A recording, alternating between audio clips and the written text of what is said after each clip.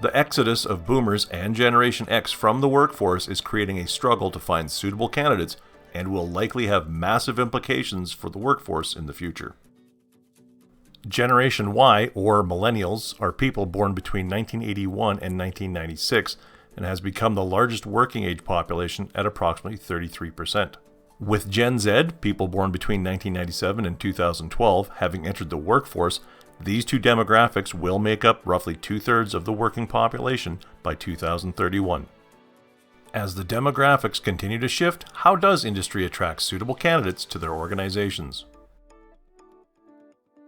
For a large part of this episode, we will be referencing Trucking HR Canada's document Millennials Have Drive Too. It can be found on Trucking HR Canada's website or by using the QR code on this screen.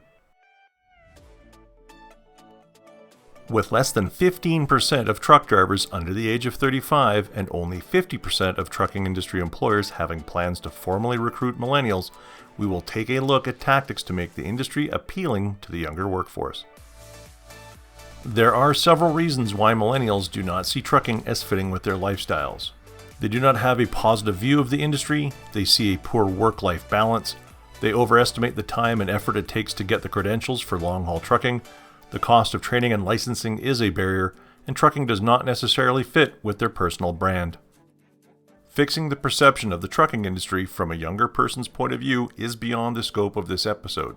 However, modernizing HR policies to make them more inclusive, as well as focusing on health and safety, including psychological and psychosocial well-being, is a great start.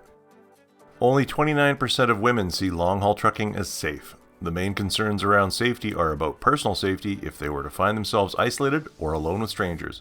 In episode 2, we discussed provincial and federal requirements around safety in the workplace, especially around violence, which includes the threat of or actual physical or psychological harm.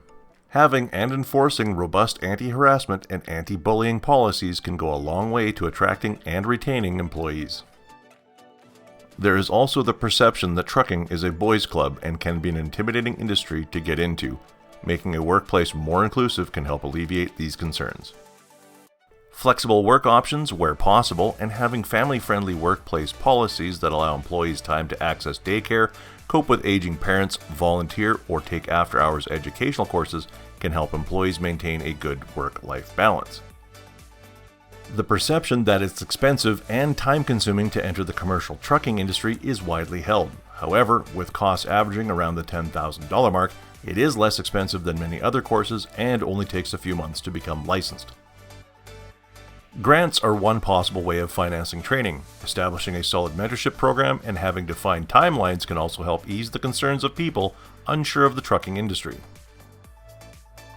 It goes without saying that paying well is important to younger workers. There is also the draw of being able to see and experience a lot of North America that holds appeal for younger people with a sense of adventure. Do not underestimate the power that social media holds for younger workers. Having a strong presence on suitable platforms can help you showcase your company's work in the community, green energy initiatives, workplace culture, and opportunities within your organization. Get to know and understand the various social media platforms available to you.